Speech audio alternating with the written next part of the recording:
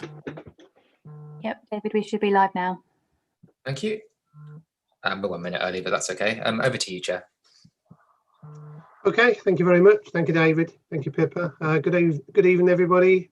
Welcome to the Growth, Environment and Resources Scrutiny Committee. I would like to start by welcoming those members of the public and press who are watching this on the live stream through the Council's YouTube page. Due to government guidance on social distancing, this meeting is taking place remotely in accordance with the current legislation, which makes provision for remote attendance at and remote access to council meetings. The meeting is also following Peterborough City Council's virtual meeting protocol. In order for this meeting to run smoothly, I ask several things from you as members and participants. Firstly, that you keep your video camera switched on with your microphone muted except when I invite you to speak. If you wish to speak, then please raise your virtual hand, which is the blue hand and is located at the bottom of the participants section. I and the Democratic Services team will keep an eye on the participants list to see who wishes to speak. Please be patient if you're not invited to speak as soon as you have raised your hand, as there may be other people wishing to speak before you. The Democratic Services team will be monitoring the participants list to see if anyone has dropped out of the meeting and will try to contact you to provide assistance to rejoin the meeting should this happen. As with all new systems, we may run into technical problems, and for this I ask for your patience. Should this occur, an adjournment of the meeting will take place and be declared while the fault is addressed. The public broadcast will be paused while we try to get you back online. If this is not possible, then the meeting will be adjourned until such time as it can be reconvened. Finally, I remind members that all virtual meetings are recorded. Before we move to the first item on the agenda, I will begin by taking a roll call of Scrutiny Committee members to establish your presence. When I call your name, please unmute your microphone and confirm that you are in attendance. Thank you. Councillor Aitken. Present, Chair. Councillor Brown. Present, Chair. Councillor Burbidge. Present. Councillor Casey. Present. Councillor Ellis. Present. Councillor Judy Fox. Present. Councillor Howard.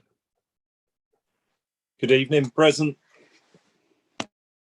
Councillor Skipstead. Present. Councillor Wiggin. Present. Councillor Yazin. Present, thank you, Chair. Thank you. What else we got? We've got Councillor Leasley. Present, Chair. Thank you. Also in attendance is Steve Cox, Executive Director, Place and Economy, who will support the committee as lead officer. David Beauchamp as supporting Democratic Services Officer, and other members of the Democratic Services team who will also be supporting the meeting in the background should there be any difficulties. Thank you very much for listening. We'll now move on to item 1 on the agenda. David, please, apologies for absence. Thank you, Chair. No apologies for this evening's meeting. Thank you. Agenda item 2 is declaration of interest and whipping declarations. Now, sadly, would you believe I've gone offline? Can you still hear me okay? I can hear you fine, Councillor Harper. Yeah, I've lost the screen. Can you just bear with me a second? For some reason, I have gone offline. I don't know why yet. Okay. Should we adjourn for a moment and just put the slide up, Pippa?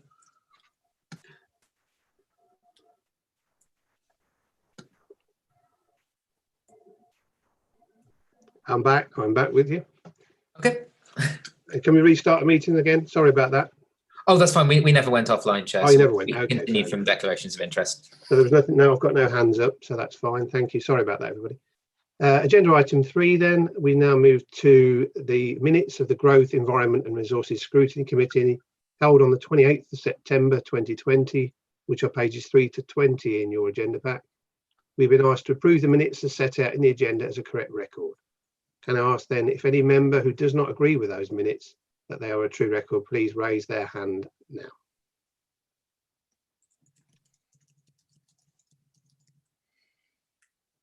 Right, no hands. I see no objection, therefore I will take it that the minutes are as agreed. Agenda item 4, we'll now move on to the calling of cabinet member or key officer decision. David? No request for calling, Chair. Thank you very much. Thank you very much. We'll now move on to item 5, which is the Portfolio Progress Report, Cabinet Member for Waste, Street Scene and Environment, pages 13 to 26 in your agenda packs. I would now like to welcome Councillor Marco Celeste and the following officers who are in attendance to assist with the presentation of this report. We have James Collegridge, Head of Environmental Partnerships, Richard Pern, Head of Waste, Resources and Energy, and Charlotte Palmer, Group Manager, Transport and Environment. Okay, I don't know which one of it, I take it, are you going to introduce it, Councillor Celeste, your report, please? I can say a few words, Chair. First of all, thank you for the invitation this evening. This is a report which tries to give a reasonable but reasonably brief outline on all of the different things that are within my portfolio, most of which are quite interesting and actually essential to the well-being of our city. So I'm happy to be here, happy that all of our officers have helped to contribute, made such a good contribution to this report this evening, and we're happy to answer any questions if anybody has got any. Thank you, Chairman. Okay, thank you, Councillor Celeste. I'll take it, the officer's not going to add anything else, that's it, Councillor Celeste? Yeah. Happy if anybody wants to, but it's entirely up to them. Okay, well, I'm getting no hands going up, so we'll move on then. So, committee questions, please, for Councillor Celeste and the officers, please.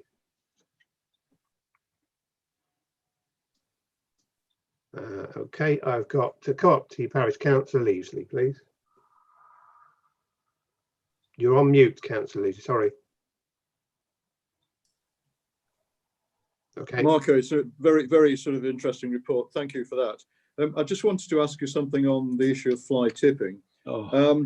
I seem to remember when you've come and reported in the past, and James as well, that you were going to put out campaigns in different languages to inform the migrant community of the illegality of fly tipping.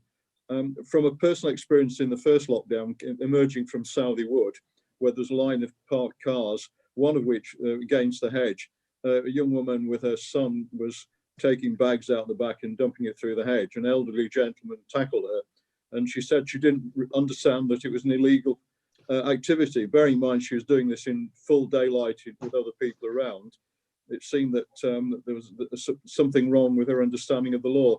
But anyway, I joined him and we tackled her, and she appeared to put it back in the car, because when I came back and looked through the hedge, there was a few remains of garden waste, but nothing else.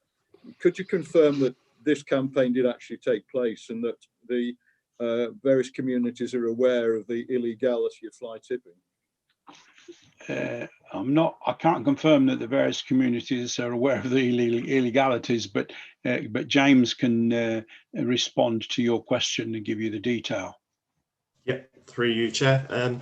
Yes, so obviously when we're looking at fly tipping signs, to be able to put them in every single language that is spoken in the city is not going to be feasible. It'd be a sign that would be too big and people wouldn't take any notice of it. So what we opt for, we have tried to make signs more pictorial when we're putting signs up, so it's more obvious through there. But we're also working with community groups and community connectors to try and get the messages out to the various different people that live in Peterborough to spread the message that fly tipping is an illegal act. Okay, all right. Thanks, Chair. Thank you very much. Okay, next I've got Councillor Skipstead. Thank you, Chair. I have a couple of questions. The first one is regarding the numbers for recycling, 4.5.1.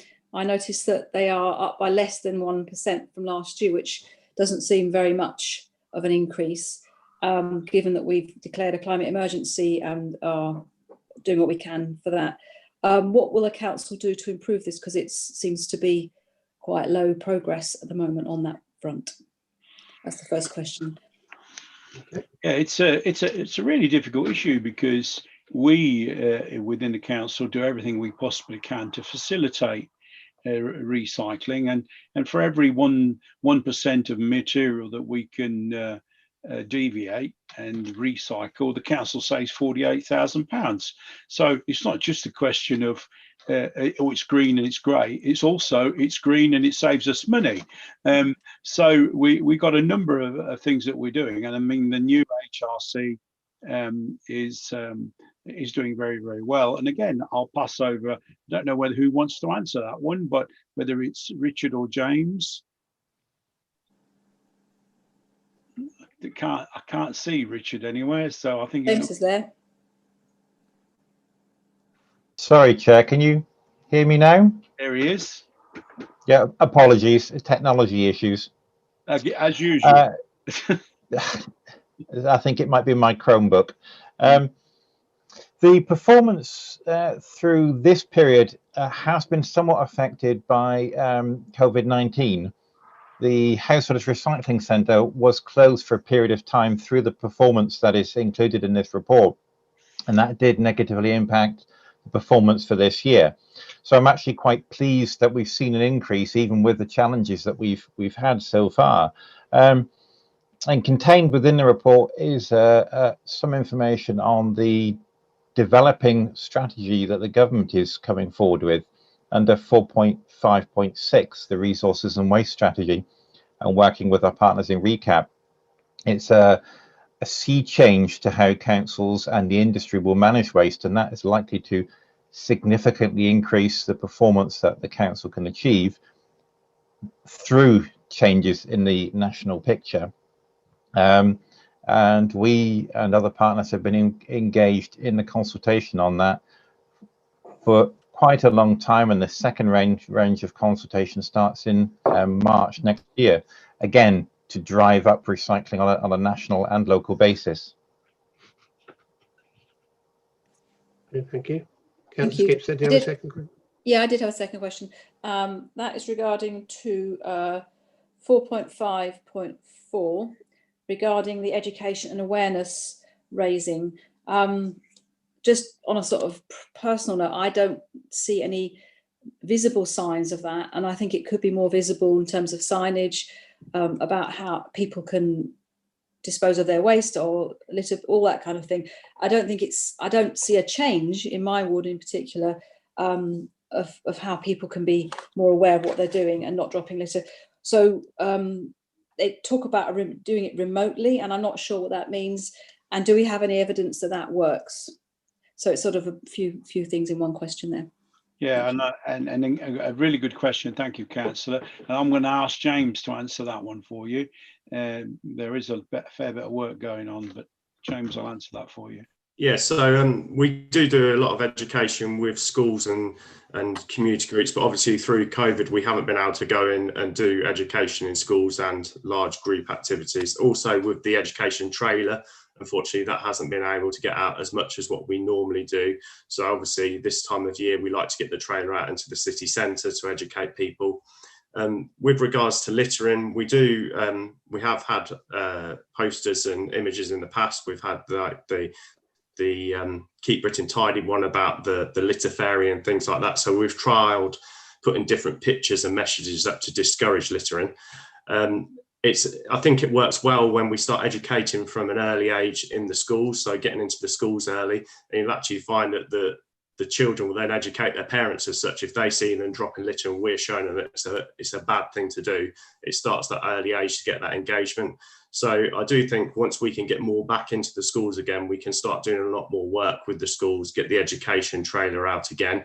And then I know that through Richard in the ERF and through RECAP, they're doing more arm's length, so people don't have to go into the ERF to get education. They're doing like online tutorials with people, telling them how the energy from waste plant works, about recycling, about food waste. So there's a lot of good things coming on that they're trying to change the way we do it to fit with the circumstances that we're currently in. Okay. Can I just ask just one quick thing in relation to that, James? It's just, for example, we have litter picks in Autumn in two locations connected to two community centres. I just think signage around those community centres would be really helpful, because that's where, when we do our litter picks, that's where they're from. Just a bit more visibility. But I can talk to you about that privately if you like. Yeah, I'm more than happy for us to get some signs with yourself and trial them in those areas, see what impact that has. Yeah. Thank you. Thank you, Councillor Skipson. Councillor Burbidge. Thank you, Chair, and thank you guys for the report. It was most interesting. I've got a couple of questions around the fly tipping, if possible. The first one, it was previously mentioned at an earlier meeting about issuing larger fines. I think we've all seen the press this week with that terrible fly tip in Fengate, which obviously the police were called and was creating a hazard on the highway. I was just wondering if we could receive an update on when the council are going to start pushing for larger fines and maximum fines to those people that are fly tipping. My second question, also kind of around the fines. As councillors, as everybody will know, we're reporting fly tips on a daily basis. Would there be any chance for individual councillors to receive any kind of feedback on the fly tips as and when they're cleared, which where credit is due, Aragon do a fantastic job of clearing, usually within a day or two of being reported. But is there any way we could get information on our fly tips that we report to find out if any fines have been issued, and if so, that we could go public with and say, in this street, this was fly tip last month, and the people responsible received a fine of X amount? Because I think that would possibly deter other people from doing the same if they could actually physically see the fines are being dished out, which at the moment there's not much evidence of. Again, thank you, Councillor. I completely agree with you. I'm sure that Aragon would be only too happy to report back to each councillor once they've cleared rubbish within their wards, and I think that's a good idea anyway. Somebody will need to correct me about the fines, but I think this on-the-spot fines we can issue are limited to what the law requires. But unfortunately, there are, I think a judge can fine a litter picker up to £25,000. But in all of my years as a councillor, I've only ever seen a judge do that once. And what tends to happen is they tend to fine them actually probably less than it would have cost them to take the waste down to a legitimate place and get rid of it. And until we manage to get the judicial people to be able to see that and understand that, that's always going to be a problem. So we do lobby and what have you at every opportunity. We just have to wait and see. Would any of my officers like to contribute to that? Yeah, thank you, Councillor Sresty. So yeah, when it comes to fines, that's done through the PES team within the City Council. So I can speak to them to ask if they can communicate back to councillors if any fines have been issued.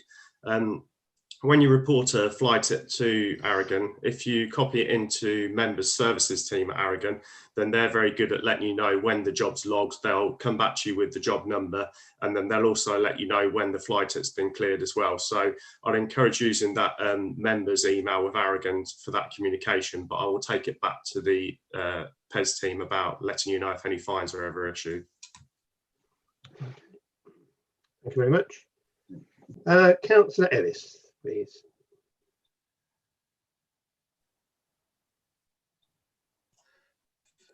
Thank you, Chair. So I just had to locate the unmute me. I've got a number of questions on this report because it's a huge directorate, if you like, and hats off to all the team who dealing on a daily basis with cleansing, with fly tipping, with all the issues, and Aragon as well. And also, thank you, Councillor Sresty, for coming to this meeting to bring us this report with your officer team. I know that you've got your work cut out with everything going on, and especially with lockdown. So I'll make a start then. First of all, Aragon Direct Services. A question around these street sweepings. Now, obviously, it's that time of year, leaves fall, and so they do get muck up on the pavements, on the footpaths. Is there a program of works where and frequency, timing of where leaves will be swept up? Because the longer they're kept, obviously you can't do it too soon because you've got to wait for more leaves to fall. But if you leave it too late, then you start getting to frost and they turn into mush and can be a big health and safety hazard, especially on the paths for people walking. Also, hats off that we offer services for people who are doing volunteer litter picks. But my question is because there wasn't so much information in the report around what litter picking Peterborough City Council Aragon Services do. And specific, I know they do a lot in the city centre, but I am concerned that there's not so much done outside of the city centre, in the townships and in the suburbs, if you like, of Peterborough. That's my Aragon Direct Services questions. I'll move on to a little bit on fly tipping. As Councillor Burbidge mentioned about fly tipping and about stuff around there, the other aspect to it, which I know he's mentioned before, also is CCTV cameras. Now, notice in the report, there was in 4.4.4, there was special CCTV cameras have been purchased, but limited opportunity to use them, considering the pandemic and associated issues. Now, I'd just like if somebody can explain what the issue is about putting a camera up at the moment, because it's not, I really don't, one person put a camera up. I don't understand what the issues around with the pandemic, with not being able to do that, or so I would like to a little bit of a bit more answer on that. And also if you could give feedback to councillors. Now, I know everybody's going to want a camera in their hotspot, and it's probably not possible, and I know some of them are going to be moving around as well. But if there could be let's say a private report given to councillors when a camera is in some of their hotspots in their ward, so we can check, yes, our hotspots are being covered to a certain extent, so we know that is happening. I'm pleased that signs are going up in certain places, but signs aren't always a deterrent. I'm pleased to see that, but cameras would help as well for the reporting of these crimes, as well as people who I know some residents do provide some evidence as well. Okay, lockdown, just some questions around there. Are there any changes planned? What changes are there going to be to anything? We've only just got back to the doorstep bulky waste collections, and that's before they got reintroduced, there was an issue around possible fly tipping, because it was, for some people it's quite hard because they had things that they wanted to be collected. They put them as close to their property as they could, but sometimes there's a fine line between being close to your property and fly tipping, because it depends, not everybody has a front garden, nobody has a garden, etc. So just an update on if there are going to be any changes on the collection of bulky waste or the HRC. And moving on quickly, I'll just Councillor, can I get some of those questions answered? Because I mean that's the point of the pre-meeting. Lots of councillors have got questions, and you've effectively took them all, which is very good. But they've not had a chance to ask their question. I'll come back to these other ones then. And then we'll see if other people come back, because we can't have 15 minutes of all just yours. I want others to get theirs as well. I appreciate what you're saying, but if we don't get your answer, then we'll come back to you. Yeah. All right. Okay. Yeah. Could you do some of those, James or Marco? Those first. Yeah, I think James ought to answer those. And thank you for your very kind words, Councillor Ellis. Thank you, Marco. Yeah, so through you, Chair. So on the leafing side of things, we have a leafing programme with Aragon. So that works on a cyclical basis, working around the city. Obviously, as you say, it's timing it right as well. So we haven't had a really big frost spell at the moment for all the leaves to come down. But with the wet weather, we are seeing an increased amount of leaf fall now. So Aragon have started their leaf programme, which will, like I say, work its way around the city. Also, with the shrub cutting now going on, when the team's going shrub cutting, they will also do some leaf clearance as well. So it's a bit of a two-pronged attack to tackle the leaves as they come down across the city. Obviously, if you feel near schools, doctors, anything like that, that there is a large amount of leaf fall that could be a trip hazard, please let us know, and I'll arrange for a team to go out and assess if that needs to be attended to ahead of schedule. Just looking on the litter picks. So again, within the city centre, we do have a dedicated city centre team. That's classed as a high intensity cleansing area. We then have medium intensity cleansing areas, which get more frequent visits, which are normally your shopping areas within outer areas of the city. But the majority of the city is on a low frequency cleanse. So they're visited on a cyclical basis around the city as they go, and they'll look at areas of where there is potentially higher litter frequency than other areas, and they will tailor that accordingly with the teams as they go around. What you'll find with the litter picking is, again, you will see different times, different things happening. So we have things called 201 sweepers, which are the larger sweepers that you see on the road. So they come round on a basis cleaning the roadside. So obviously parked cars can be an issue because they can't always get right up to the curb edge when there is parked cars in, but they do their best to get in all those areas. We then have the follow-up teams with the smaller sweepers and the hand litter pickers that will then come and do your pathways and try and get closer to cars where the larger sweeper hasn't been possible. Moving on to the third one around CCTV. So the PES team have purchased and have the new Covert CCTV that they can use. Some of the hold-up has been around legislation, so we can't just go in somewhere and put a camera up. There's quite a lot of legislation involved to do with data protection and RIPA regulations around CCTV. So they have now got authorisation for cameras to go up in certain areas, and I will feed back to them your point, Councillor Ellis, about if you could get a private report when they are putting up cameras within hotspot areas, and I'll let you know if they say that that's something that they'll be able to provide. On the last point around lockdown, to date, the HRC is carrying on as normal. The government hasn't said that we have to shut HRC. Aragon will continue to operate all our waste collections, and in line with their business continuity plan, they will obviously monitor that. And if we had an influx of people that had to self-isolate within the teams, we'd then have to tailor services accordingly. The only things that the government has legislated so far we have to shut was recreational sports such as tennis courts, football pitches, so they've all stopped. And they've also said about outdoor gyms need to stop as well. So we'll be putting signs up at our outdoor gyms to advise people that these are no longer in use. Okay, thanks for all the answers, very good. Councillor Sanford, please. Thank you, Mr. Chairman.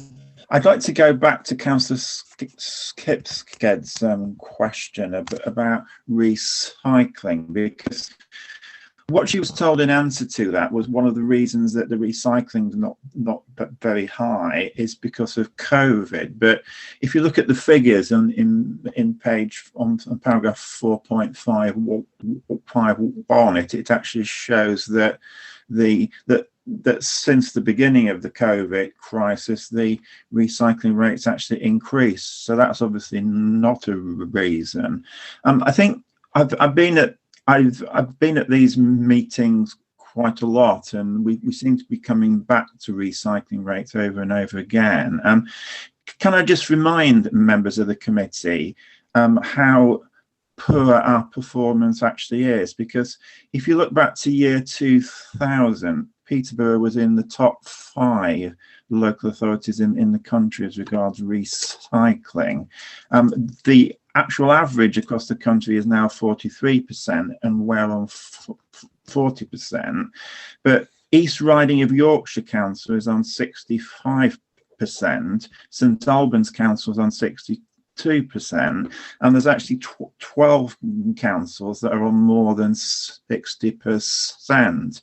And I think as was mentioned earlier, this is not only a green stroke environmental issue, it's actually a financial issue. Now, we had back in 2007, I think it was, we had a policy which said that we were supposed to get to 65% recycling and composting by 2020. Now, using the figures in this report, that if every 1% extra on the recycling gives us 50,000.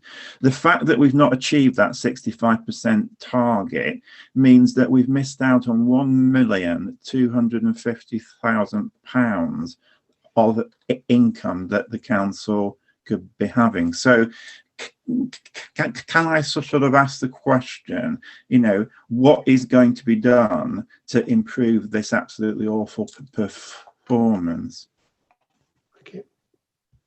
Thank you, Councillor Sanford. Thank you for asking me the same question, probably for the 20th time.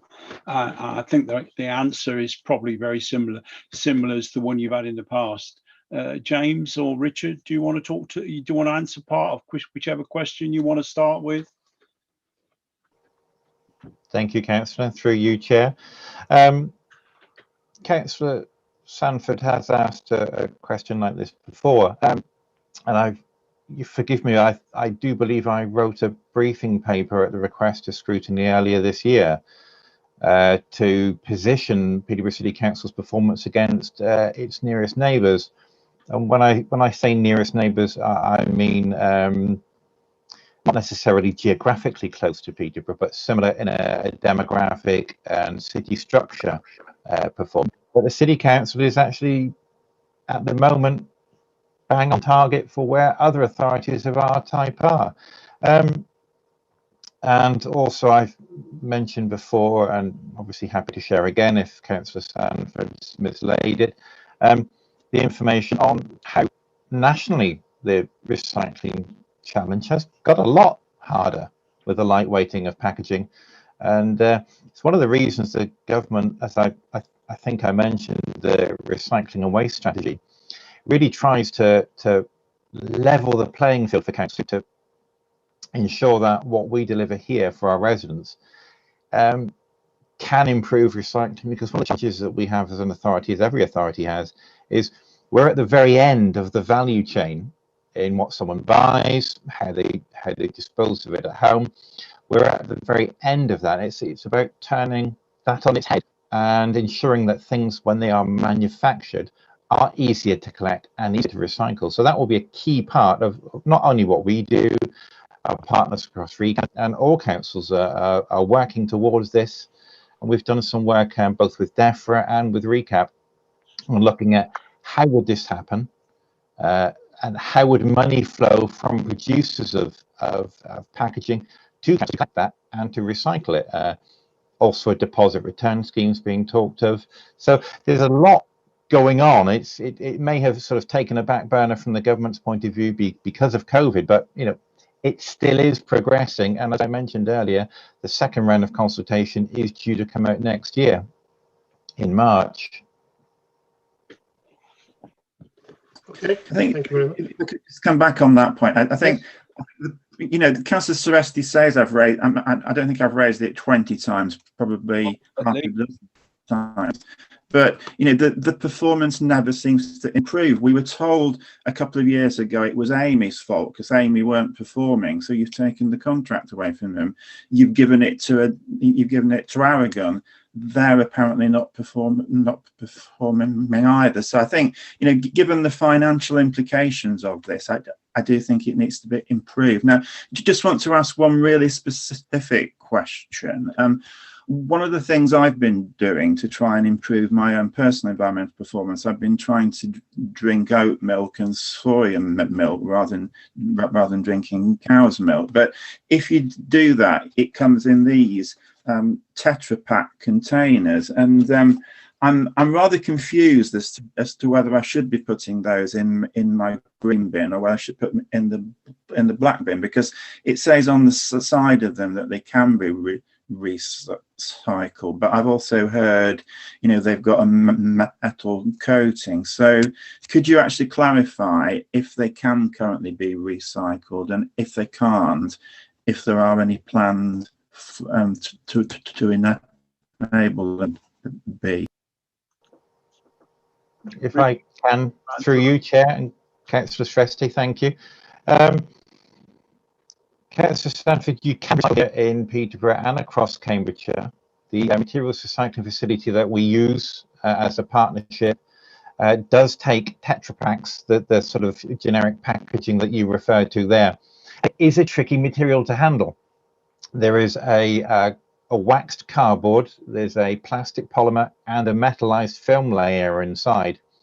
But there is a mill in Europe that can handle that material and can recycle it. I think it's about 75% of the material can be recycled. And we access that through the MRF facility at Waterbeach, which we, as I say, we share with the partners in Cambridgeshire. However, you'd have a point that not all MRFs have access to that sort of off-taker for the material. So the piece of government consultation I mentioned earlier about trying to standardize, it's about trying to ensure packaging producers actually consider recyclability when they produce those containers and help councils to recycle them and to collect them. Okay, thank you very much. Good. Can I Yes, just certainly. I mean, you know, this barrage about how badly we're doing all the time. You know, if anybody's got any ideas that we haven't already thought of about improving our recycling rates, we'd like to hear them, including from Councillor Sanford. But I do need to point out to the committee that whilst, yes, there are some councils who are doing 20% better than us and there are in the 60%. You know, we are down to about halfway out of 345 councils. We got 100 and something odd councils behind us who are doing far worse than us, which is not an excuse, but you know, let's put it into the right context. We're somewhere in about 190 out of 345 councils. So, you know, we will continue to do our best. It's in our best interest to cycle more. And, you know, if people have got any good ideas, please come forward. We're happy to hear them. Good. Okay, well, we'll move on from that one. Thank you, Councillor. I'm happy to have the right to reply, which is great. So thank you. Okay, we're going to move on. We do need to move on, guys. I don't mean move on from this subject, but I mean move on with the questions, so if you can keep them brief, because there are other people with questions as well. So Councillor Judy Fox, please. Thank you, Chair. I'd just first like to say thank you very much for a very detailed report. It's very informative. I'm pleased to see mine's regarding a little bit of fly tipping, which is the main subject a lot of the time. I'm pleased to see that a dedicated page has been put on the website informing residents across Peterborough where they can go to get people to remove their waste through safer local traders. Could you tell me how long this has been on there? I mean, when we had a working group, we did discuss this. I'll put it forward that I thought that would be a good idea. And if it's been on there a little while, do you think it's made any difference? I mean, I always see there's quite a lot where I live at Newborough, around Newborough, as you know, very, very lot of rubbish fly tipping around there. That's one question. And my other one was just making a comment. I'm pleased to see that it's regarding Westcombe Engineering, that they're still doing very well, and which I'm very, very pleased about. And they've actually been able to work through COVID. Thanks very much. Thank you, Councillor Fox. Who's going to answer? Yeah, I'm happy to pick that one up, Chair. Thank you. So the website page that the traders have been on is quite a relatively new thing that we've been looking to instigate and update.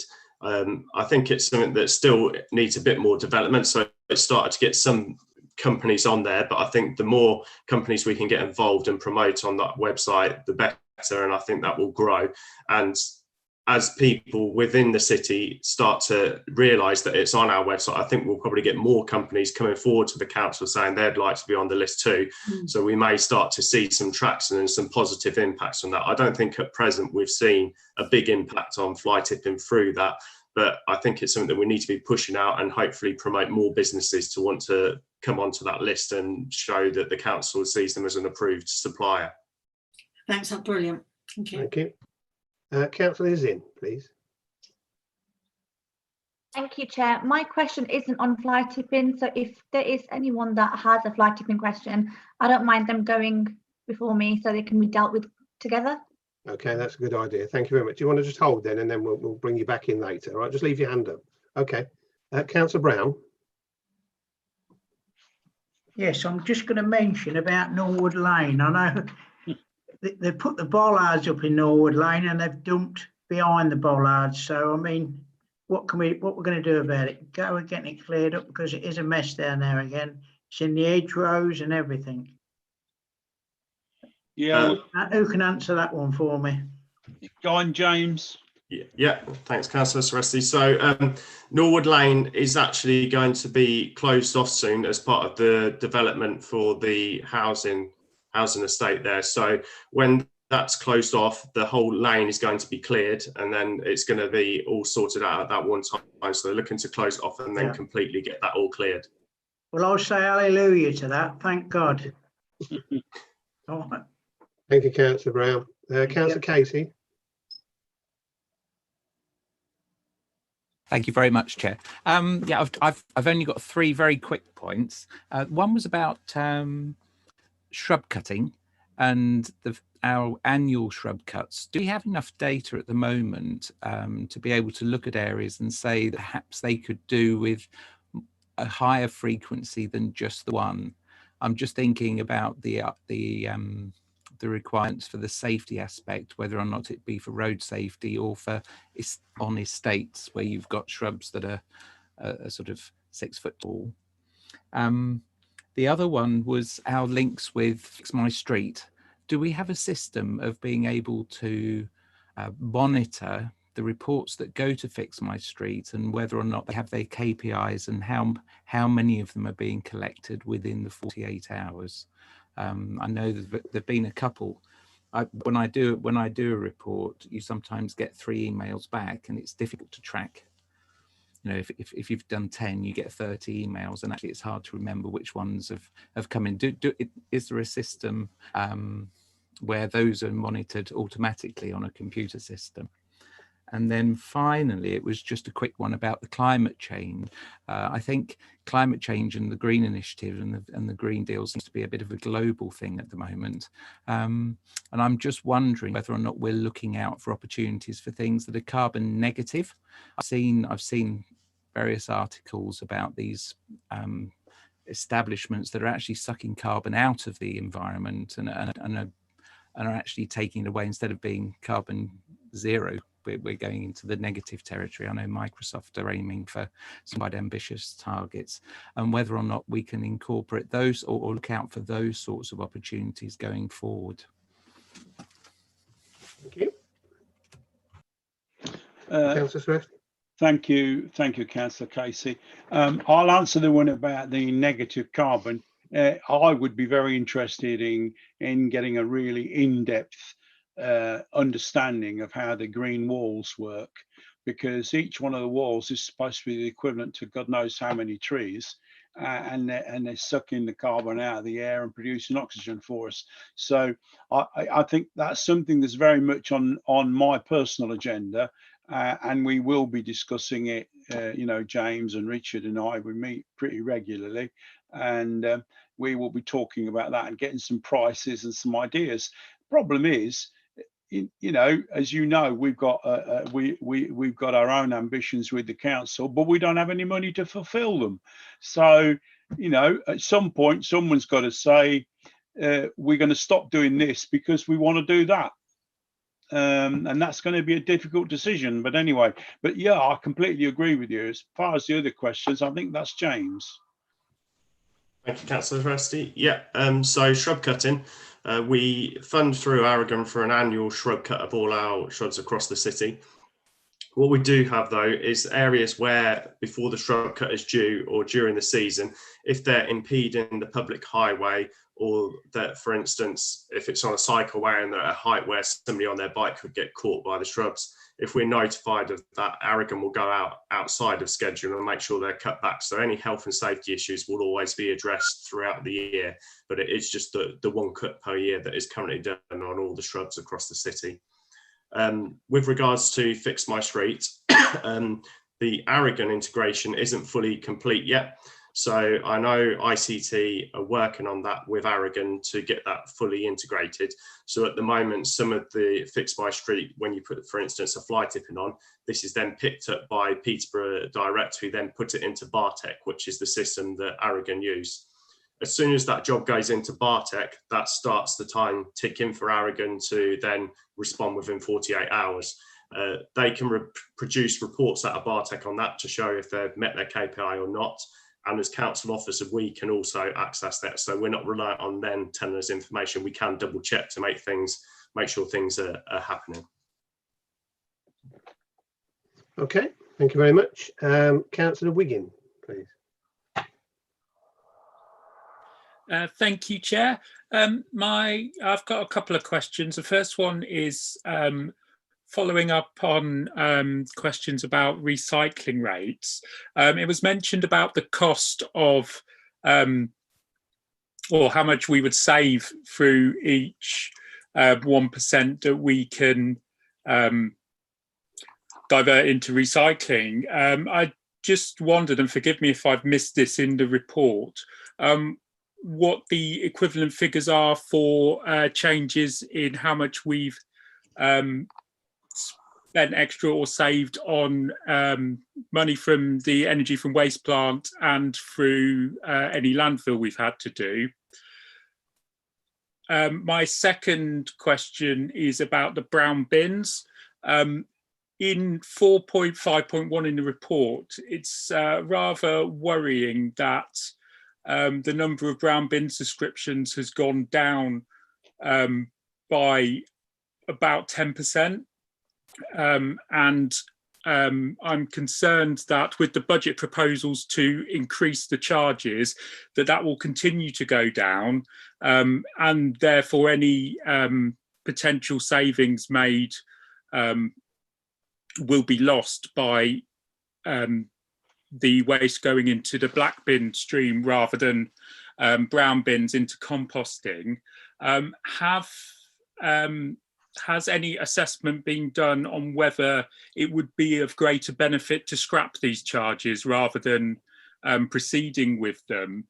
I know we've had problems over the summer and over the COVID lockdown period with the charges being deferred due to the collections not being done, as these were the first things to be dropped once we lost crews to self-isolation.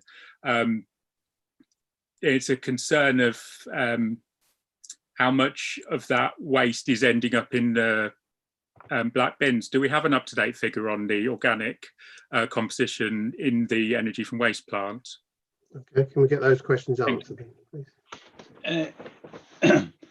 Yes, as far as the issue about cost, we don't make a profit out of collecting the brown bins.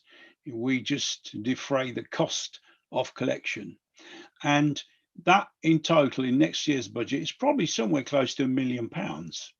Now, it's very well we can take away the price for collecting the brown bins, but if we look at it from a purely value for money, I mean, I have a second brown bin which I pay for, and you know it's an amazing service which is ridiculously cheap. I pay £18 every time they collect my large Suli bin by a private supplier. So I mean, it really is a cheap, incredibly good value service which the council gives. Now, again, I come back to what I said earlier on. You don't want us to charge for that. What do you want us to cut? Do you want us to stop cutting the grass in our parks? Do you want to stop looking after our parks? Do you want us to stop cutting the grass? Do you want us to leave the rubbish in the street? It's £1 million, Councillor Wiggin. Anyway, I think Richard Pern can probably answer the rest of your questions because they're also quite interesting answers. Come on, Richard. Thank you. Thank you, through you, Chair. To pick up the point on the £48,000, as Councillor Wiggin mentioned and Councillor Saresti mentioned earlier, that is the total cost or the opportunity cost of moving to recycling. So that would include the saved cost of treatment at the energy recovery facility and the movement to recycling and any income that were to earn for us. So same figure of safe treatment and the recycling. So exposed to market prices for material, which is something that we can't control, but that's a reasonable figure of what each 1% of performance can achieve for the authority. Okay, thank you very much. Okay, I've got Councillor Skipstead on my list. It was a very quick question, nothing to do with fly tipping. Can I hold you for a minute? Yes, to see you if there's any certainly more fly tipping? Yep. Councillor Ellis, anything else on fly tipping? No, no. And Councillor Sanford, anything else on fly tipping? No, no. Okay, we'll go back then to, as we're changing subjects, Councillor Yazin, if you'd like to come in now with yours, please. Thank you, Chair. My question's on Register Office. So the report says that death registrations have been continued to taken through the pandemic, and I think that's fantastic that we've been able to support bereaved families, and especially with details being taken over the telephone. I think that's a fantastic service that we've been able to provide. My question is specifically on registration of births. I know there was a backlog, and the team has been working really hard to clear that, but we still have just over half left to clear.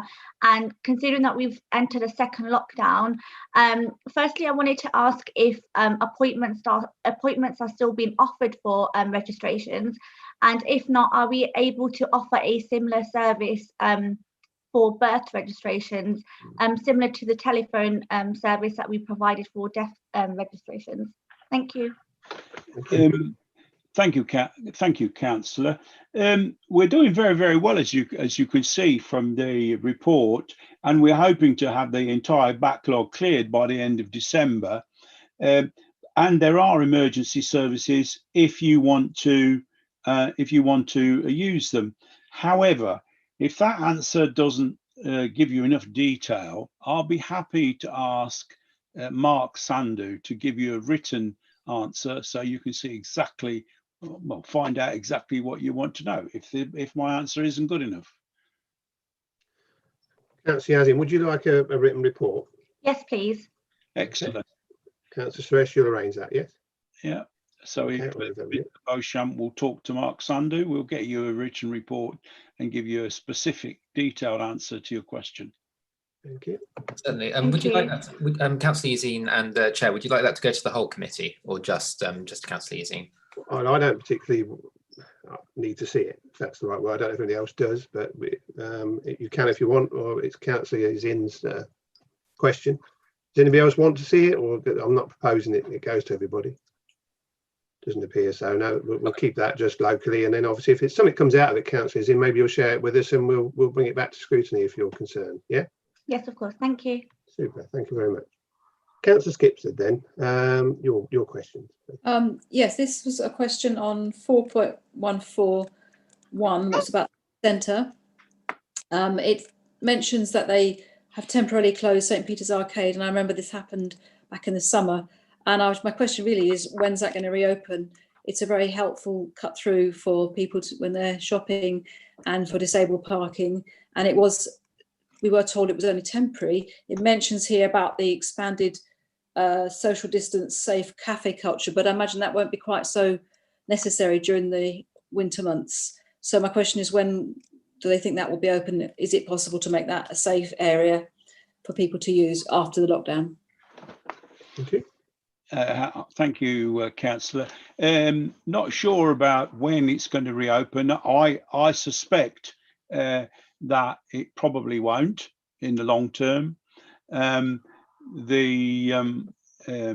You can probably see that the disability bays at the back of the town hall have been moved to the far end rather than where they were before, and that will help. As far as footfall is concerned, actually the footfall at the Bridge Street has improved dramatically since St Peter's Arcade was closed. And certainly at the moment and before, it would have been impossible to go through St Peter's Arcade and stay safe. And that certainly wasn't a risk that we as a council, and I'm sure you as a councillor, wouldn't have wanted us to continue with. I hope that answers your question. Oh, but the cafe culture, we are looking at, believe it or not, we're waiting for a report we should get very soon as to what kind of awnings, buildings, structures, not sure what they may be, which will enable the restaurants and the coffee bars and what have you to move out onto the streets, not onto the square itself, but onto the streets around the square, and facilitate people enjoying even the winter coffee. And also, one of the things that I'm sure you will be pleased to hear is that we are also very, very, very carefully looking at all of the terrorism safety measures, because what we don't want is 200 or 300 people sitting outside having a cup of coffee or a meal, and then somebody driving up the Bridge Street or up the Causeway or wherever and trying to kill our residents. So this will all be happening in conjunction all together. We've got the money, we've got the budget, we're just doing it now. Okay. Thank you. It was mainly because it was deemed as temporary. That's why I was asking. Thank you. Understand that. Thank you, Councillor Skipson. Councillor Ellis. Thank you, Chair. I'd like to ask some questions around climate emergency now, and I've got some specifics, and also I'd like to ask Councillor Sureste. We've got 10 minutes left, and Yeah. you've got yourself and Councillor Sanford. So as long as we can get them in and get the answers, fine. Because we should have finished this topic. It's quite important, climate emergency. It's it is very important, but the meetings are 2 hours long, and that's what they're going to be. Okay. Yeah, it's a very big report. Yeah. You should have come to the pre-meeting, and then we could have put all your questions together. Well, actually, I don't go to pre-meetings because I don't like sit-ups before meetings. And I don't agree with that, so that's why I didn't go. Anyway,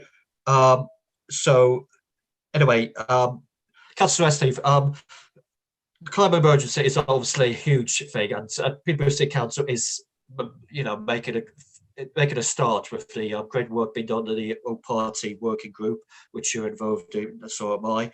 I am concerned, though, that there's still a lot more to do, and we need to be braver in some sense in some of the things we're doing.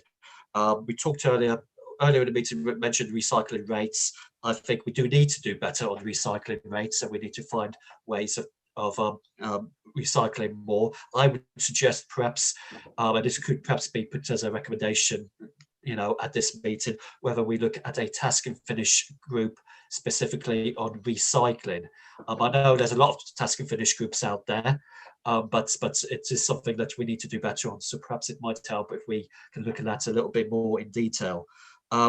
Also, we need to look closer at sustainable transport, cycling, electric cars for those who can't use cycles, and also better energy.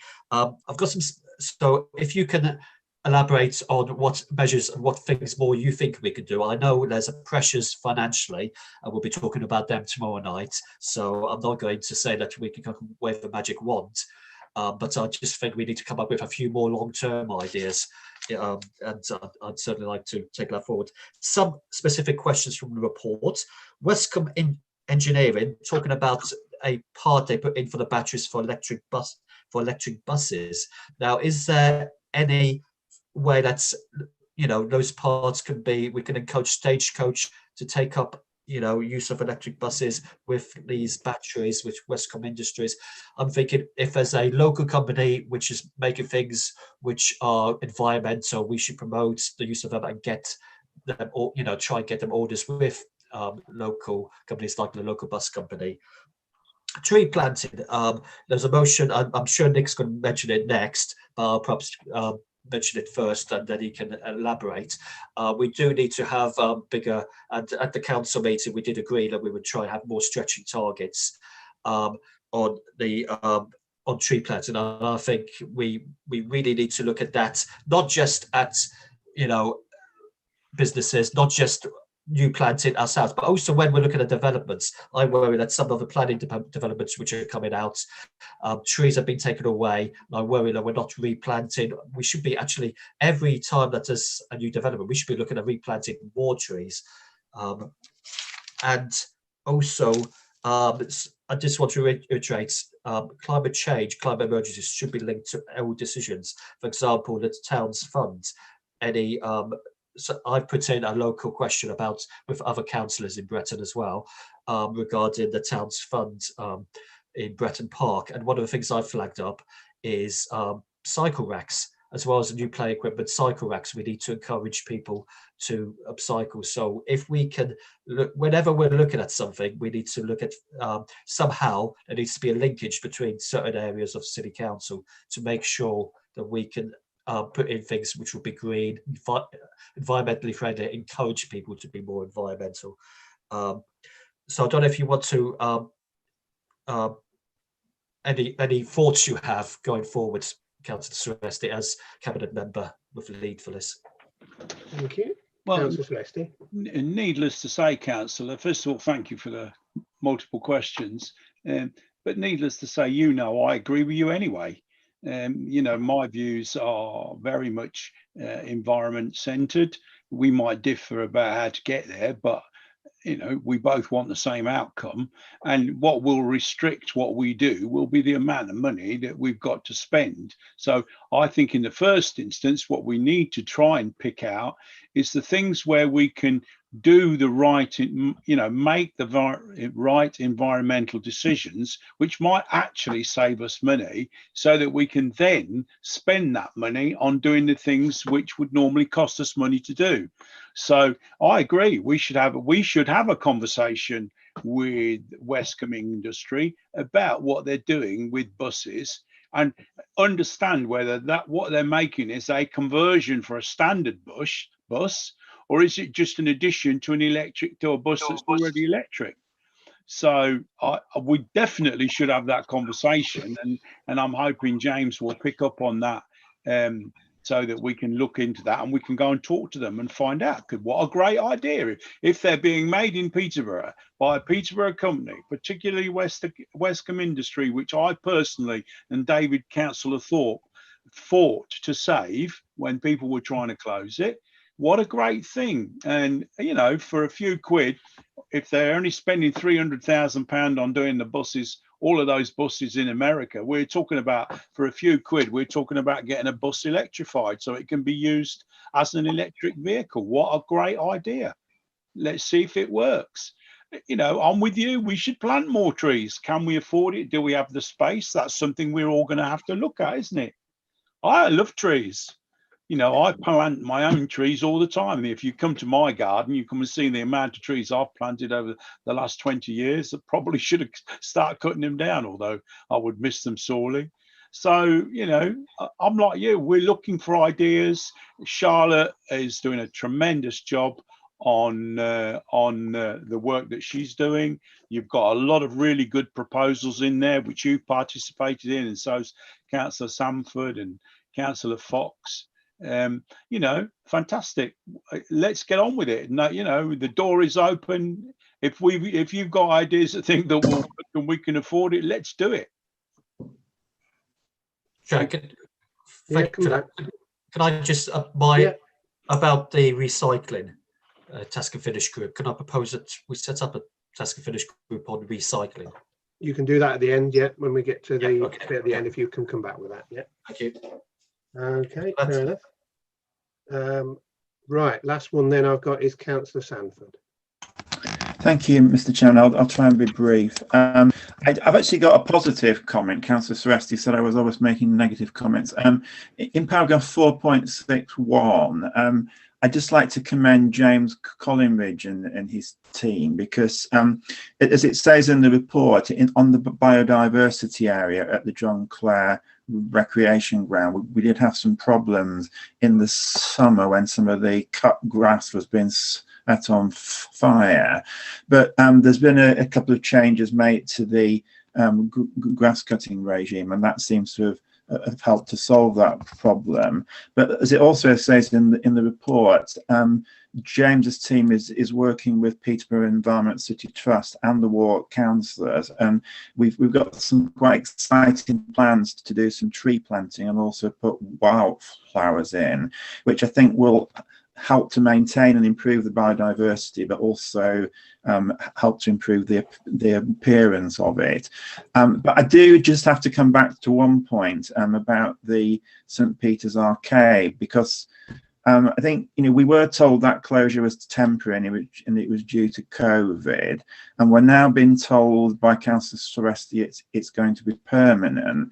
It does beg a lot of questions about the council's commitment to its own transport policies, where it says it's supporting pedestrians and cyclists, yet it's proposing to close one of the major pedestrian thoroughfares. So can we at least have a commitment that there'll be some form of public consultation before that arcade is closed permanently? Okay, thank you. Councillor Sanford, do you want to come back on that? Yeah, thank you. I don't agree with you, Councillor. I don't believe that closing the arcade will have any effect on our transportation in the city. And quite frankly, it do everybody the world of good. Unless you're disabled, it do everybody the world of good to walk that extra 25 yards round the buildings instead of round the back of the buildings and out into the town hall. So I completely do not agree with you. And quite frankly, if you look at the numbers, the increase in footfall down the Bridge Street is so great that actually it will make a huge difference to the shops and the businesses that we have down the Bridge Street. So the temporary closure of St Peter's Arcade was a temporary closure purely for safety. But now when we've seen a lot of the benefits from that, then it may not open again. Okay, thank you very much. Thank you everybody for your question. Councillor Skipson, I've got your hand up again. Is that a mistake? Oh, I've lost her anyway. But sorry, yes, it's a mistake. I'll take it. All right, thank you very much. Okay, fair enough. Okay, thank you very much for all the questions on that. Very good. What we're going to go through now, then, we were asked to basically note the reports that came in. I think, to be fair, we've done that very well, and there's been some good questions. Can I take that then that we have noted it and we are happy with that report? I know we might have some recommendations coming, but if you're happy with that, we'll move on to any recommendations then. Okay, recommendations. We'll go to Councillor Ellis for yours, please. I'd just like to, as I mentioned before, propose that we have a task and finish group looking at recycling. Thank you. Do you have a seconder? Oh, sorry. Hold on a second. Steve Cox, you've got your hand up. Did you want to come in on that? Yeah, thank you, Chair. Obviously, members will want to set up groups and do work that's important. Can I just remind members that staff at the moment are going through a challenging period through redeployment in supporting the COVID effort across the city, and that will continue over the coming weeks, probably through the course of the winter. A task and finish group clearly will be an important way of looking at the recycling issue. Can we, as officers, maybe find another way of addressing those concerns that you have, as well as including a task and finish group, rather than commit to a task and finish group now? I don't want to challenge members on the need for it. I absolutely hear that message. It's just a concern, I think, for the time that staff have got, and I know there's been redeployments from within the teams, the small teams that James and Richard have got to help with the COVID effort. So I just share that with members as context. And no, absolutely. Sorry, yes. Chair, I understand where Steve Cox is coming from. However, I think it's clearly an area that we are not doing very well on recycling. It's something we need to improve on.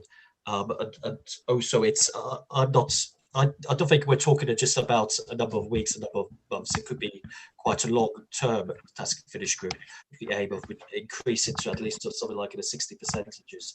So I'm not saying that it's going to be heavily weight. I'm not saying that it's going to be the work is going to be extremely hard and heavy right now. But it certainly needs to happen, I think. So I would still like to. But it does have to have a finite time. You can't just have a task and finish group running forever. You will need if it's agreed. Or a finite target, not a time target that we reach. The target. No, you do have to have time as well. You can't go because you could have a target 100%. You'll never get there. And we'll be doing testing. Oh yeah, I mean a realistic target. Yeah, well, you can't do that. Chair, may I just chip in quickly, please? Yes, David. Just members may wish to be aware, and we do currently have 4 task and finish groups underway, and to put that into context, we would typically only have about 1 or 2 in any given year. So there would be an issue with officer capacity and resourcing if we were to set up that group now. So I would just potentially ask if we could just have that as an item for discussion, perhaps at the group reps meeting, once we've had a chance to kind of have a discussion with officers about sort of what's possible, and then we could sort of provide a bit more information. But because rather than setting up the group now, which could have quite a lot of consequences, as Steve said. Okay, well, at the end of the day, a proposal has been put forward, though, so it's up to Councillor Ellis whether he accepts that. Yeah, I still think it's something that we need to do more on, and you know, we need to, you know, grind down the reasons of what we could do better to reach these better recycling rates. You know, I'm going to stick by the fact that I think we need better. So the task and finish well, we know the reasons. You want a task and finish group on recycling. Yeah. Okay, we accept that. That's what you want. Right, I need to know if there's a seconder on that. If you're not seconding, please take your hand down just for a second.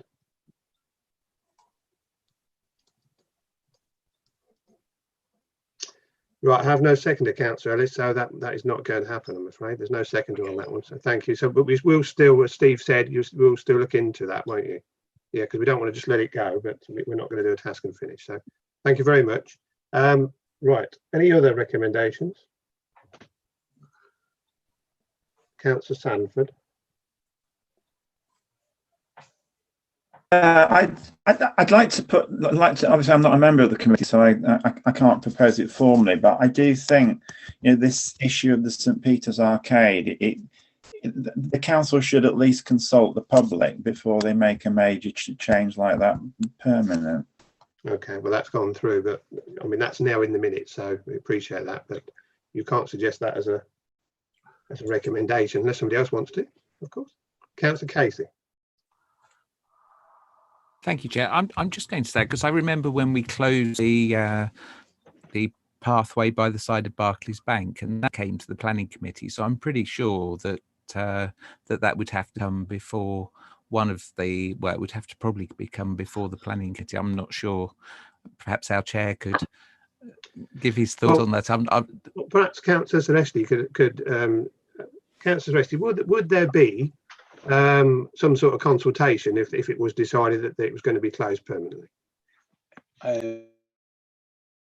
Chair, I think it has to go through some form of planning.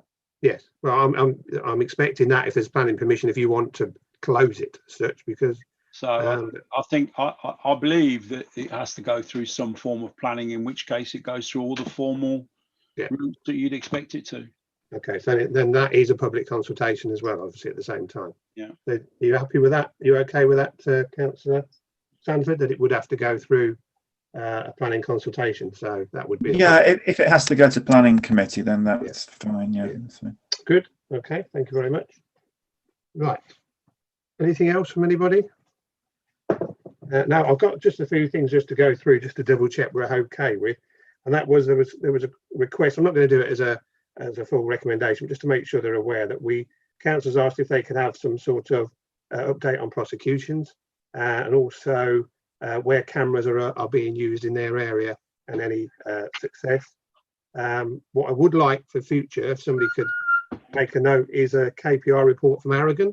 It was noted about how quickly they get to the 24, 48 hour collections of fly tipping. I think it'd be important at some point for us to see how well they're doing on those KPIs.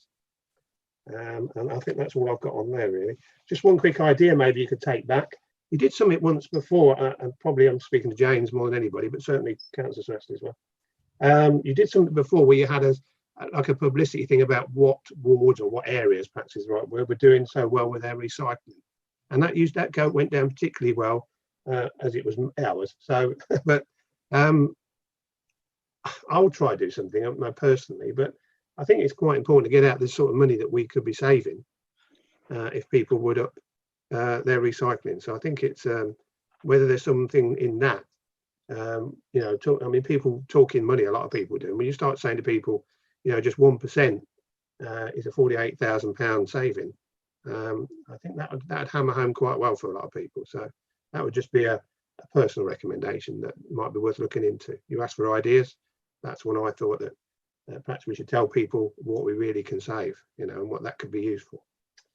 Right, good. Thank you very much, everybody, for that. So we're going to move on now to the next item. Officers that are involved, Councillor Sanford. Thank you very much for your time. You can, of course, leave the meeting when you're ready. Thank you. Thank you, Chair. Good night, everyone, and go safe. Thank you. Good night. Okay, we're going to move to agenda item 6 now. This is the rural estates update, pages 27 to 30 on your agenda. I would like to welcome the following officers who are in attendance to assist with the presentation of this report. This is Felicity Paddock, Managers, Estates and Evaluation for NPS Peterborough, Alex G, the Operations Director, and Peter Carpenter, Acting Corporate Director, Resources. Which of you officers is going to present your report, please? It'll be Felicity. Okay, Felicity, please, when you're ready, and welcome. Thank you. Would you like me to run through the report, or would you like to open it to questions? Well, it's only a brief overview. People, you know, members will have had the report and would have read them, so I don't want you to repeat the whole thing. It's just any particular highlights and then to questions. No, I don't think there's any particular highlights in too much. Obviously, a lot of the questions at the moment we're facing very much do heavily involve Brexit and how matters are going to change going forward. And I'm happy to do a rundown on that. If there may be some questions in particular revolving around that, I'm happy to take those questions and answer those going forward. Hopefully I'll have the answers. Okay, thank you. We'll go straight to questions then. Thank you. Councillor Aitken then. Thank you, Chair. Thank you, Felicity, for the report. With regards to the section on Brexit and COVID-19, you've mentioned about the basic payment scheme, but there is also countryside stewardship, environmental stewardship, to name two. And as far as the new ELM scheme is concerned, I do understand that the Rural Payment Agency are progressing that quite heavily, do have a project up and running. So in a way, when I read your report, I don't know whether it was my misunderstanding, but it was almost sort of saying that farmers might be without money. And certainly I don't think that will be the case. Is that your understanding? That is my understanding. Yes. I've done a lot of kind of research on it recently, actually, to see what is taking place. No one, and I'm speaking to a lot of the tenants as well, and unfortunately no one's fully briefed yet as to exactly how it's going to replace it. We are aware there are some trials starting in late 2021 up to 2024, with BPS being phased out between 21 and 27. We do in fact have a tenant farmer who's going to be one of the people trialling, one of 66, and I believe that's through LEAF. So it'd be very interesting to see how he progresses and how Peterborough City Council can work with him to achieve what requirements are needed there around this ELM programme. Yeah, I think basically we're a long way off having ELM in place and certainly having no BPS, ES or CS schemes. So I think we've got a little bit of time. Certainly the Rural Payment Agency, I think they're only at early stages. So I'm not surprised that nobody has sort of knows what's going on as yet, because even people I think working there aren't aware. So but perhaps I can speak to you offline as well, because I've probably got a bit more information than to sort of help you and guide you. Yes, that'd be really helpful. Thank you. Thank you, Councillor Aitken. Councillor Ellis. Thank you, Chair. Thank you for this report, and I want to focus in on the carbon stuff around it.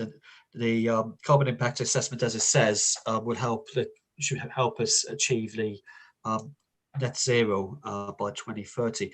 In particular, some questions around energy and sustainability, around an update about wind turbines. And also tree planting. Obviously, it needs to be more than 400 trees per year, as was acknowledged at the council meeting.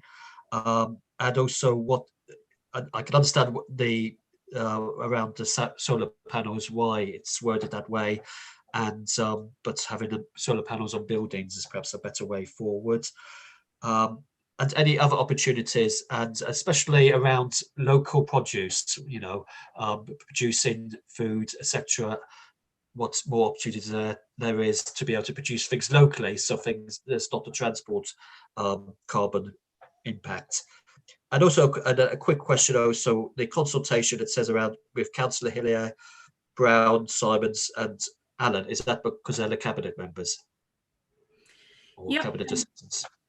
No, that's fine. Thank you for that. So obviously we have started some working groups in relation with the tenants and also with councillors, especially in relation to the carbon elements and the and how we can improve that. The tenants are very willing to see how we can work with the council to achieve us coming to net carbon zero by 2030. A lot of that is sourced around, like I said, the wind turbines. However, there is a preference from the tenants to have smaller turbines rather than the more commercial size wind farms. In their words, they say it's very much like navigating around telegraph poles, so it wouldn't be too much of an impact to them. With regards to the solar panels, absolutely, the preference is to potentially put them onto existing buildings and new grain stores that have been built in the estate, especially with the history that has taken place before. Tree planting is interesting. We have a lot of tenants who are very willing to accommodate some tree planting. The issue we've got is and hedge planting as well, but because some of them they don't know where they stand in relation to any potential grants at the moment, and so they're actually holding back for the time being. So that's how we're going to see this potentially could work into Elm, although the Countryside Stewardship Scheme is still open at the moment, although it is being phased out. So there may be potential to get grants from that angle. We do in fact have a meeting on Friday with one of the tenants, with Charlotte Pan and myself and Darren Sharp, to have a conversation, see, and almost kind of a pilot and using a bit of as a case study, one of the tenants, of how we can incorporate more of this within the estate for potential to have them as an example to then spread that wider. Okay, thank you. And was I right about the consultation? Sorry, yes, you were. Yeah, okay, thank you. Okay, Councillor Yazin, please. Thank you, Chair. I just have two really quick questions regarding finance. So the rent reviews that took place in 2018 placed us in line with other geographic local authority estate owned in the east of England. I just wanted to confirm that that was still the case, whether we are still in line. And my second question was regarding the financial implications the report has highlighted. So the report says that additional investments will be required. So my question is, will that put a strain on the budget, and if so, how significant will the strain be? Thank you. Thank you, Councillor. Just with regards to your first question, majority of the rents are currently in line with market rents. I think as it states, we have served some rent review notices to about 5 tenants in the area for them to be implemented for October 2021 to bring those ones in line with those market rents, absolutely. With regards to the financial implications, as I think as stated, I would like to look into implementing a condition surveys across the whole of the estate, and there is potential that there could be some financial implications that do arise, but there is potential to spread that over a 5-yearly programme, in which case it will not be as much of an impact on the budget. Okay, members, if you wouldn't mind, I'll bring Peter Carpenter in. I see your hand's just gone up. Do you want to add something to that? You're on mute, Pete, sorry. Yes, thank you, Chair. In overall terms, we will be doing a condition survey of all the farms. One of the things we have to make sure with all of our stock, be it our farm stock or our buildings, roads, etc., is making sure they're at an applicable standard.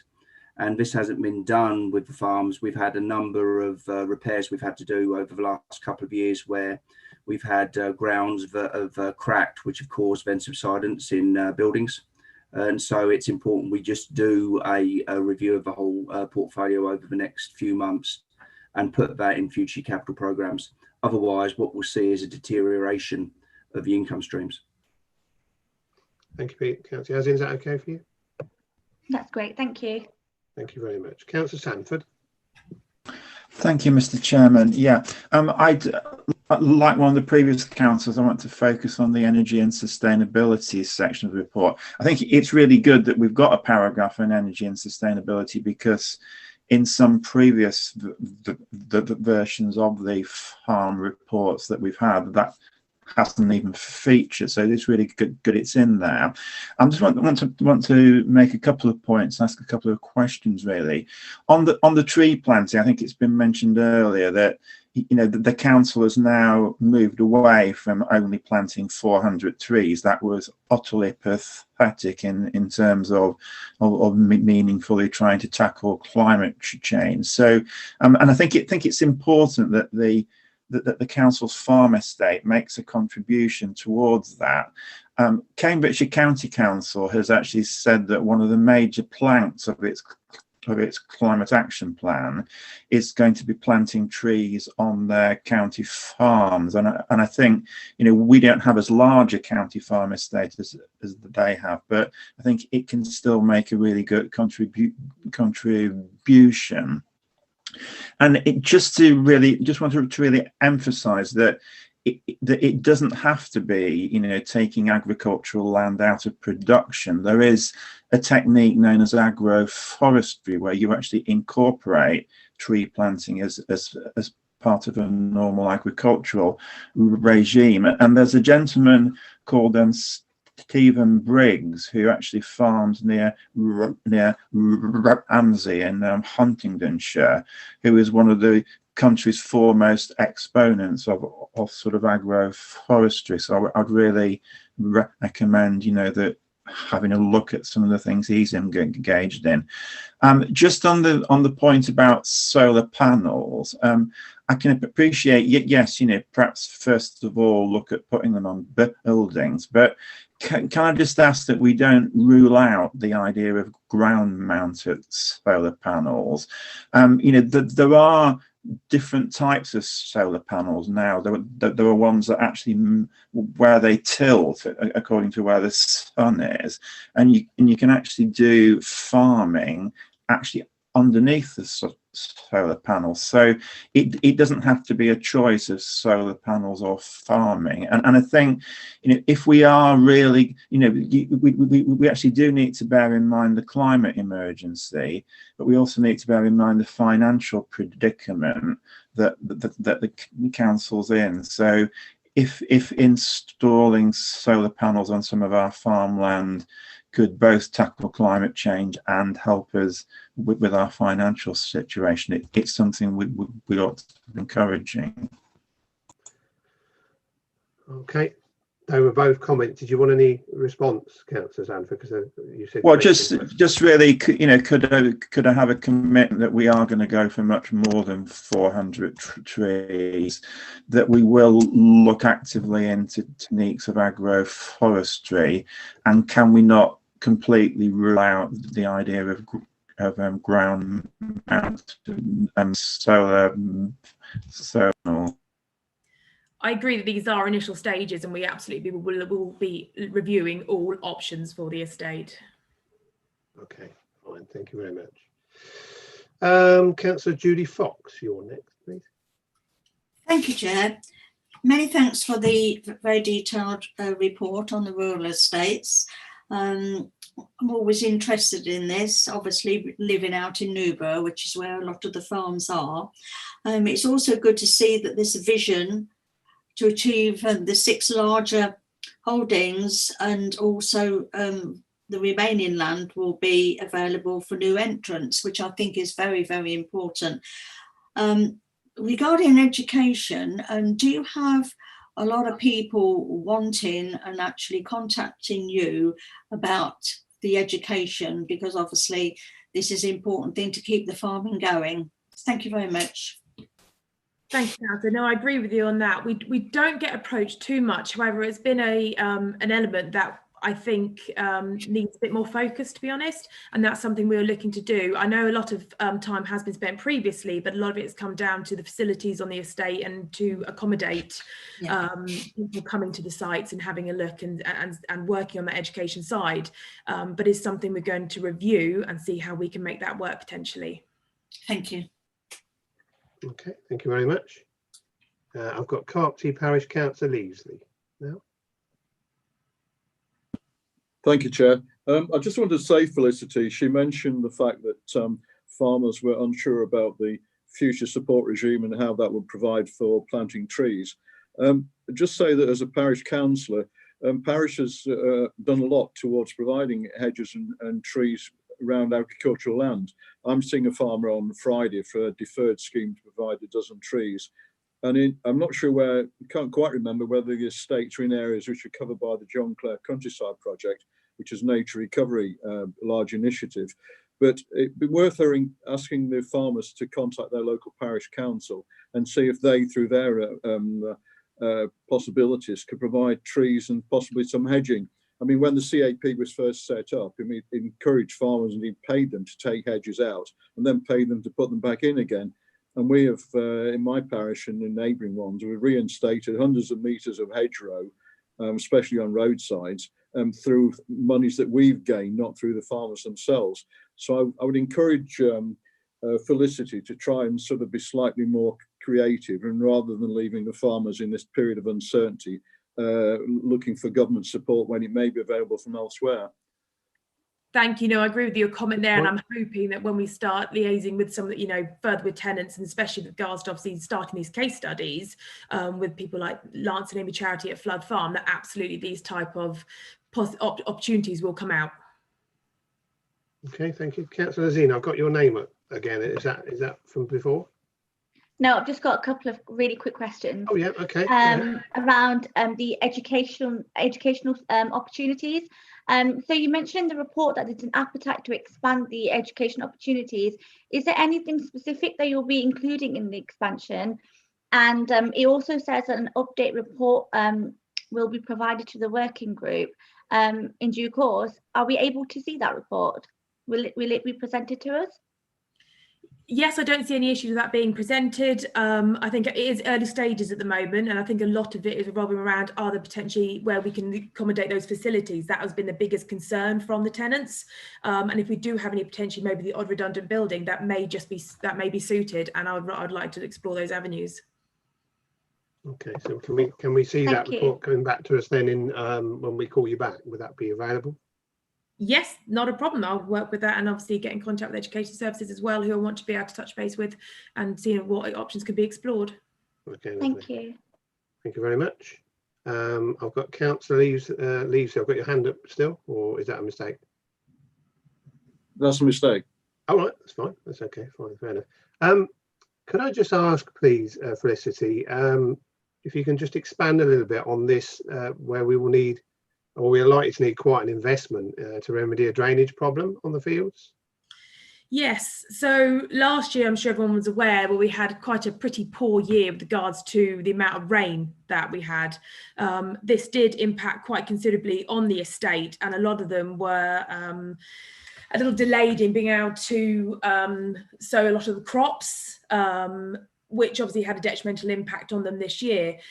They saw a lot of water lying where they had never seen it before. And we got a lot of proactive tenants who go out their way to mould drain. They dig out the dikes, and there's a good programme, but there's still areas that were having quite a detrimental impact on them. So we have said that, we did feel it was fair that we get a survey out there to look at where those main issues lie and see if there is potential to incorporate that into a project to enable us to improve that over time. So currently we're in the survey. We don't know monies as such. We're going to see. We don't know yet, and that's what I want. That's what I want to understand. Yes. All right. Okay. Fair enough. That's fine. Councillor Leavesley, I've got your hand up again. That's a mistake. I haven't got it on. So.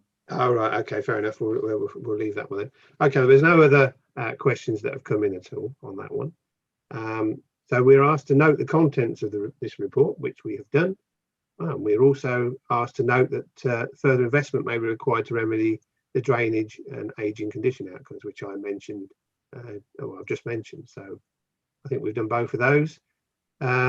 Okay, does anybody feel we haven't? So if so, put your hand up, please. No, can't see any hands going up, so therefore that's agreed. So we'll move on now effectively. Are there any recommendations? don't think I picked up any particular big ones in that. No. Okay, then that's fine. Okay, thank you very much, officers, for attending and sticking with us. I know it's been a long meeting for you, but I do appreciate you coming in and answering the questions, and thank you very much. And of course, you may leave when you're ready. Thank you. Okay, we'll move on to agenda item 7 then, which is monitoring scrutiny recommendations, pages 31 to 46. I'm going to hand over to David to introduce the report because it's a little longer than normal, to see if we can remove some of them and get updates on others. So over to you, David. Thank you, Chairman. So this is a standing item on the agenda, as you know, giving members the opportunity to review recommendations made at previous meetings and assess if any future responses are required. As you say, Chair, I'd like to spend a little longer on this, just to tidy it up a bit and perhaps mark some items as completed.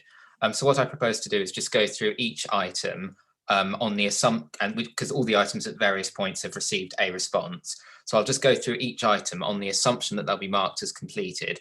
And if any member feels as though more responses are required, or if more information needs to be required before being closed off, they could just place their hand up, and Chair, you can then discuss that. Is that okay with you? Yeah, that's fine. Perfect. Okay, so if members could just refer to Appendix 1 of the Recommendations Monitoring Report, please.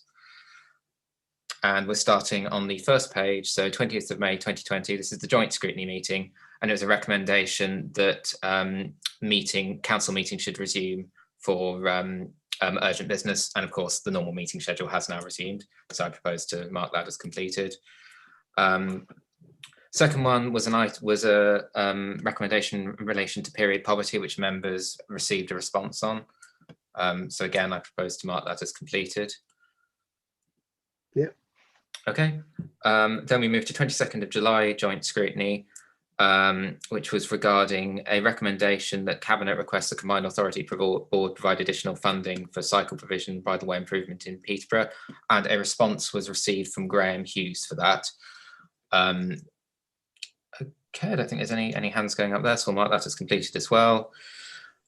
The next one was the recommendation regarding 20-mile-an-hour speed limits, including in rural areas and outside schools. And again, a response was received there from Graham Hughes. Okay, so that's going to be marked as completed. Then we move back to the previous municipal year. So this is the 18th of December 2019 joint scrutiny of the budget. I'll take these in a chunk because they're all recommendations that were made in relation to a previous budget that Cabinet provided responses to. So again, if there's no other comments, I'll mark those as completed. Yes, that's fine. Okay, and then we move on to the 8th of January regarding a recommendation to make various changes about notifications of missed bin collections, grass cutting schedules, ward walkabouts to Aragon. Again, a response was provided to that. Yeah, I think we'll have to bring that one up again somewhere, but yeah, that's fine. We've had the response. Okay. And then the next recommendation was simply endorsing the recommendations of the Air Quality Task and Finish Group, which was then considered by Cabinet, of course. Yeah. Further update on the 28th of September on that. 24th of February, joint scrutiny of the budget. Again, I'll take these as a group. Various recommendations made to Cabinet, all of which received responses. Yeah. I'm sure tomorrow night there'll be some of those if they're not happy. Yeah. Sorry, can I just ask? Yes. I'm not supposed to do that, am I? No, go ahead anyway. You're in now. When it says they resolve, so they're recommended to do something and then Cabinet resolved not to do something. Am I right? Is that what they're saying? I think that is the case for a few of them. Yeah, it was a recommendation and Cabinet said effectively they're not going to. So what, can anything be done about that? Well, you can try again at another budget meeting. Right. But that's the decision they've made at Cabinet. So, okay. That's what we do. We put it forward and and they'll make a decision, yes or no, or maybe. So. Right. So you have to put it again. Yeah. Okay. If you want it again, and try again. Yeah. Thank you. Maybe with something else, because obviously the same thing might, you a bit like you're doing the same thing over and over again, but if you can come up with a different way, then maybe they can look at it differently. Okay, thank you. Carry on, David. Just one final item, which is quite an old one from November 2018, but actually this one's going to stay live because it's in relation to the housing revenue account, which has recently gone back on the forward plan. So that will stay as ongoing. Yeah. And that's it. Thank you, Chair. Lovely. Thank you very much. Thank you, everybody, for keeping an eye on that one. So we've done that. So we'll now move on to well on that. Agenda item 8 then is the forward plan of executive decisions, pages 47 to 88, although obviously you've got a newer version, I believe. David? Thank you, Chairman. This is the usual standing item on the agenda, giving members the opportunity to request any further information on items on the forward plan relevant to this committee. And as you said, Chair, a new version has been published and circulated to the committee via email. Okay, can you have a look through it, everybody? I'll give you a couple of minutes, and if you want something to dig down a bit deeper, then obviously please do shout at this point.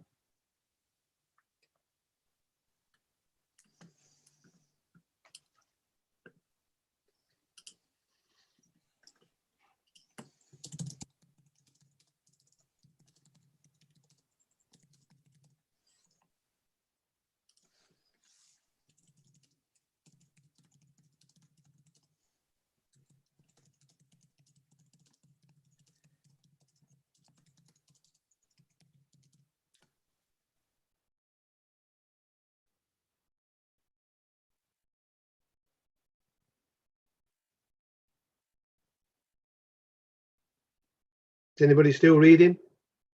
Shout out if you are, or if you are, we'll move on. No, we're going to move on then. Thank you. Agenda item 9 is the work programme then, 89 to 94 in your packs. And back to David. Thank you, Chairman. So this is a formal opportunity for the committee to amend the work programme if you wish, but this will of course be discussed in more detail at the group reps meeting. Yes, it will. Yeah.